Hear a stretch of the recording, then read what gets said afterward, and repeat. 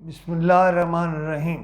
Supreme court سے آج جو تفصیلی فیصلہ آیا اور جس طرح سے دو ججوں کا اختلافی نوٹ آیا، مجھے کوئی بہت زیادہ میں ماہر قانون نہیں، لیکن مجھے لگتا ہے کہ کنفیوژن بہت بڑھ جائے گا، اور یہ جو کنفیوژن ہے وہ اس لیے بڑھے گا۔ آپ لیاقت بلوچ صاحب کا ایک بیان دیکھیں، وہ کہہ رہے ہیں کہ معاہدے سے فرار کا راستہ حکومت کو مہنگا پڑے گا۔ جماعت اسلامی چلی گئی تھی واپس اپنا دھرنا اٹھا کے، لیکن انہوں نے دیکھا کہ مولانا فضل الرحمان کو بڑی قبولیت ہوئی ہے، اور انہوں نے کچھ چیزوں سے انکار کیا وہ تو لیڈر بن گئے۔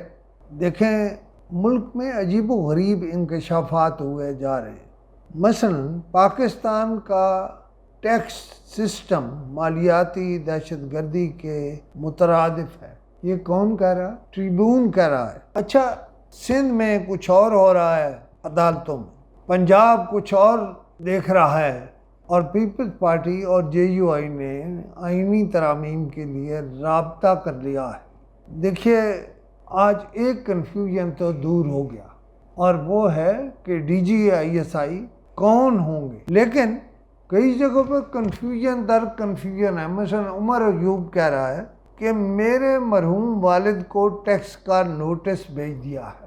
ہمارے ملک میں ہر وقت اپوزیشن کے پیچھے چڑھے رہنا، جا بجا نوٹس بھیجتے رہنا، یہ سب کچھ کوئی گڑبڑ ہے۔ مثلا نیب کہتی ہے ہم نے بڑا پیسہ لے لیا ہے بی آر ٹی سے۔ بھائی، وہ پیسہ جا کدھر رہا ہے؟ اس ملک کی حالت پر تو کوئی فرق نہیں پڑ رہا۔ وہ پیسہ لے کے کدھر کرتے ہیں، کہاں کرتے ہیں؟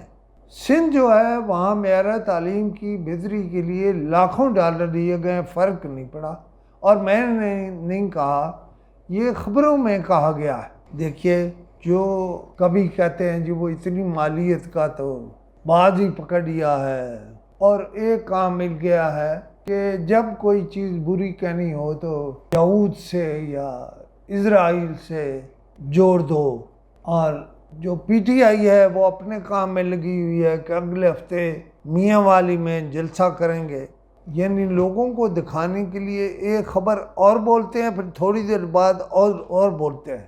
مثلا چین اور پاکستان نے تیل گیس کے ذخائر تلاش کرنے کے لیے مفاہمتی یادداشت پر دستخط کر لیے ہیں، لیکن اس سب کا نتیجہ کوئی نہیں۔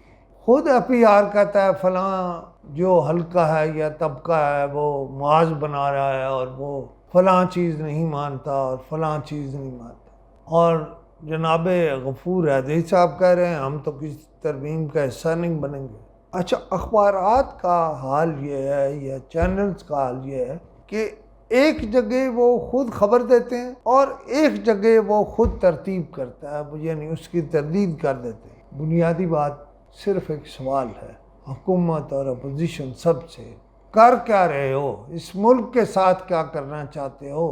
اس ملک کا مستقبل کیا ہے؟